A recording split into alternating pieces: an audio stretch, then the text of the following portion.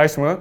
Alright, jadi waktu Samsung dia baru perkenalkan siri phone flagship Galaxy S24 ni, dia asyik ketengahkan satu benda je dalam dia punya presentation tu, iaitu dia cakap pasal Galaxy AI.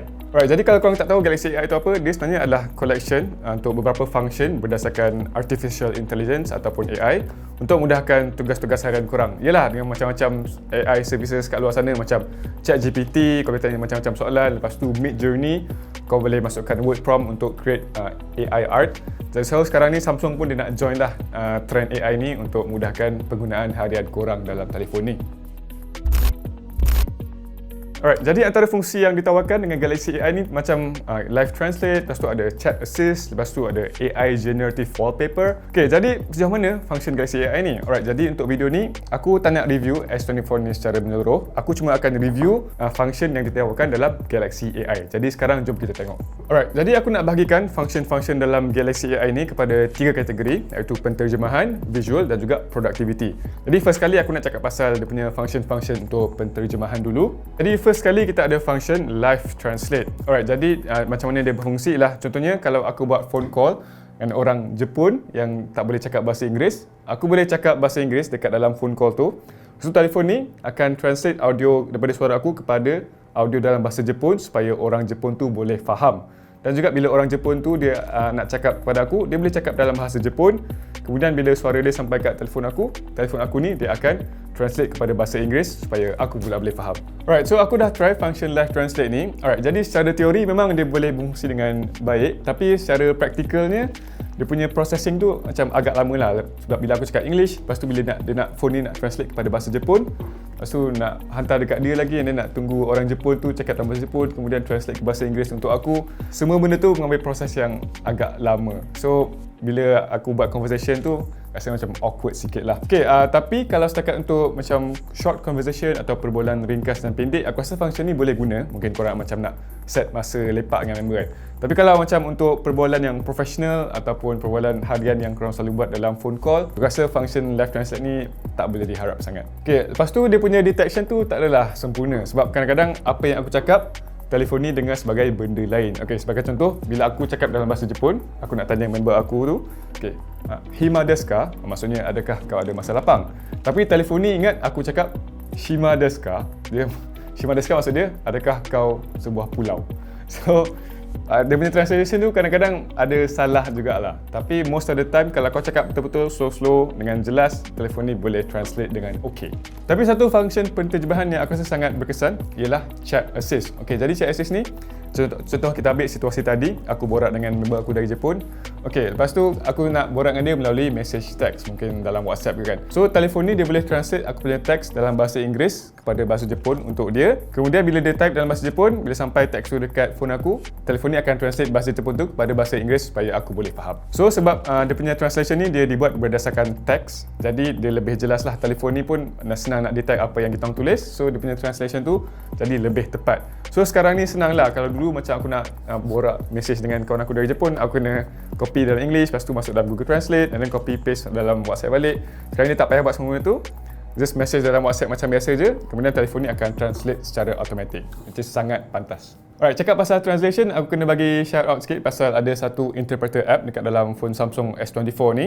Sebab dia sangat berguna kalau korang mungkin nak pergi travel ke negara yang mungkin kat situ tak banyak orang cakap bahasa Inggeris. So, interpreter app ni sangat senang, korang just boleh type apa yang korang nak cakap dalam bahasa Inggeris, kemudian telefon ni akan jana teks dan audio untuk apa yang korang nak cakap tu lah. Of course sebelum ni kita boleh buat dengan app dalam Google Translate, tapi yang tu leceh lah, kena download apa semua kan. Tapi dalam phone Samsung ni sekarang ni dah ada siap interpreter app ni, so sangat bagus. Dan yang aku suka ialah bila kita borak dengan lagi satu orang macam ni kan, ada satu function yang boleh flipkan teks tu supaya senang orang dekat depan telefon ni nak baca. Alright, kategori first, penterjemahan dah selesai. Sekarang aku nak cakap pasal kategori kedua, iaitu visual ataupun benda-benda yang melibatkan benda yang kau boleh nampak. Jadi first kali aku nak cakap pasal function AI generative wallpaper. Okay, jadi sebenarnya bila mula-mula Samsung announce feature ni, aku ingatkan Samsung S24 ni dia boleh generate sebarang wallpaper guna AI art, di mana kita boleh just masukkan sebarang perkataan yang random, kemudian dia akan terus generate AI art berdasarkan perkataan yang kita masukkan tu kan.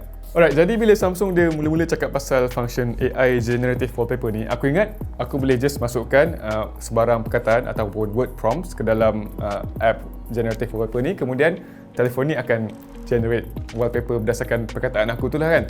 Tapi sebenarnya tak, sebenarnya wallpaper yang korang boleh buat tu hanyalah dihadkan berdasarkan berapa perkataan yang Samsung sendiri dah offer dekat korang. So contohnya dalam ada situasi cahaya, ada 5 situasi cahaya, kemudian ada 8 pilihan warna macam tu. So of course dia punya gambar dalam generative wallpaper ni, gambar AI dia memang nampak sangat cantik. Tapi kalau korang nak buat idea yang gila macam mungkin KLCC dengan background Godzilla ataupun Eiffel Tower dekat KL kan, AI art yang macam tu dia telefon ni tak boleh buat. Which is aku agak kecewa, tapi of course ini first generation punya produk, aku still faham lah. Dan gambar generative AI punya wallpaper ni, dia still nampak cantik untuk wallpaper phone korang. Okay, lepas tu aku nak cakap pasal AI photo editing. Alright, which is aku rasa sangat function jugalah. Okay, contohnya kalau korang ambil gambar, lepas tu gambar tu macam sengit sikit kan, korang boleh betulkan gambar tu.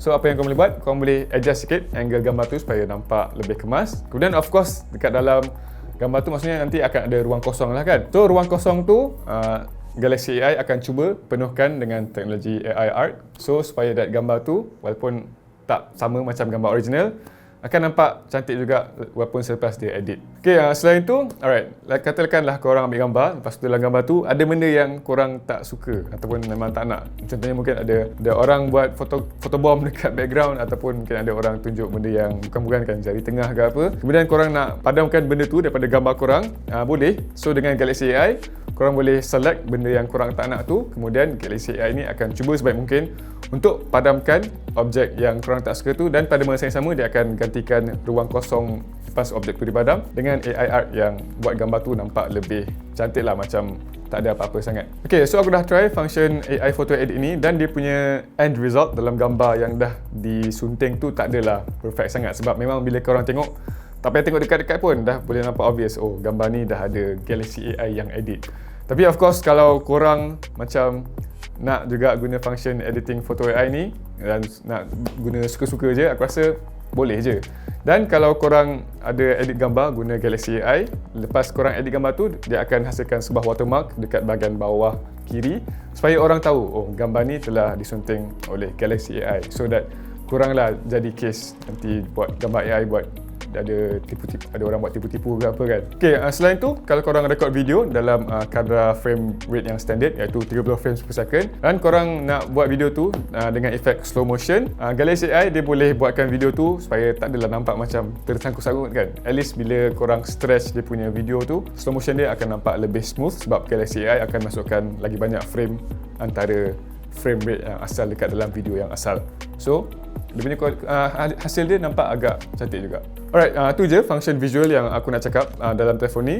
Sekarang ke kategori seterusnya, iaitu untuk function productivity. Okay, jadi first function untuk productivity, alright, contohnya kalau korang buka sebuah website yang ada teks panjang kan, ataupun artikel yang panjang, kalau korang tak ada masa nak baca artikel tu penuh, so dia punya web browser ada function web summary, so that dia boleh summarize artikel panjang tu kepada berapa poin-poin yang penting je. Just sangat-sangat bagus kalau aku tengah buat research ke apa kan, memang tak ada masa nak baca artikel panjang berjeda. Aku just guna web summary, kemudian Samsung akan sediakan berapa bullet points tentang isi penting daripada artikel tu. Just sangat-sangat bagus dan menjimatkan masa aku. Alright, cakap pasal summary, okay, dalam situasi seterusnya, katakanlah korang tengah dengar lecture dekat uni atau dengar ceramah kan, lepas tu korang type note panjang-panjang dekat dalam notes app Samsung ni. So dalam notes app tu dia ada function auto format, di mana dia akan analyse semua karangan panjang yang kau dah tulis kat dalam notes app tu, kemudian dia akan susun kepada point form dan bullet form dan juga subheading, supaya senang korang nak baca apa yang korang dah tulis tu. So senang bila korang nak buat rujukan balik untuk buat study notes ke apa, so memang sangat function kat situ. Okay, tapi auto format ni ada dia punya kekurangan dia. Alright, jadi katakanlah nota korang tu panjang gila, dan kalau korang nak summarize kepada note form dan juga dia punya subheading, auto format tu tak boleh buat sebab nota korang tu dia akan panjang sangat. So apa yang dia buat, dia akan mungkin ambil setengah je daripada korang punya notes tu, kemudian baru dia boleh jadikan kepada notes form lah, bullet point form dan juga subheading. So mungkin untuk Galaxy AI dalam telefon seterusnya, Samsung akan support function auto format ni untuk nota yang lebih panjang. Tapi katakanlah waktu dengar ceramah tu pun korang malas nak tulis nota kan. Of course korang boleh je gunakan sound recorder dekat dalam Samsung S24 ni. Kemudian sound recorder app tu dia akan hasilkan transcript lah ataupun teks berdasarkan apa yang dia record tu kan. Dan apa yang lagi best, katakanlah ada dua orang yang tengah bercakap, so transcript ni pun dia dalam teks tu dia akan tulis, okay, orang A tengah bercakap and then orang B tengah bercakap.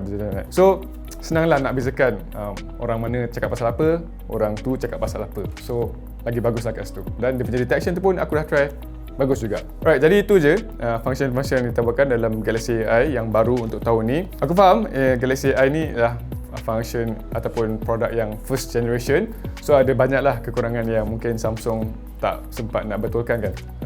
So mungkin pada masa depan Galaxy S25 nanti aku harap dia boleh lajukan lagi live translation tu. Lepas tu kalau macam AI generative wallpaper, aku harap boleh buat lagi banyak option untuk generate AI art. Tapi kalau secara keseluruhannya untuk kegunaan harian still sangat bagus, especially untuk chat assist yang boleh translate message text. Lepas tu nak summarize web page, memang sangat-sangat function lah, sangat jimatkan masa. So kalau korang berminat nak try that AI function Samsung ni, setakat ni Samsung cuma tawarkan function Galaxy AI dalam semua siri telefon S24 dan juga dia akan ditawarkan kepada Samsung Galaxy S23. Alright, jadi korang berminat ke dengan function Galaxy AI ni? Bagi tahu kita orang dalam komen dan ikuti kami dekat semua media sosial. Terima kasih kerana menonton, kekal sihat, kekal selamat dan jumpa lagi.